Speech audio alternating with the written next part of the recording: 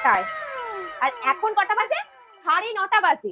এতক্ষণ কোথায় ছিলে মা? আসলে মা আমার কোচিং একটা এক্সট্রা ক্লাস ছিল। আমি তো আমার কোচিং এর স্যারকে ফোন করেছিলাম। তো স্যার তো বলল তুই পড়তেই যাস।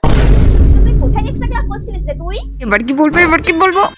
আসলে মা আজকে না আমি ফ্রেন্ড দিতে বাড়ি গেছিলাম একটু। ঠিক আছে দাঁড়া। আমি একটা ফ্রেন্ডকে ফোন করে জিজ্ঞাসা করি হ্যাঁ?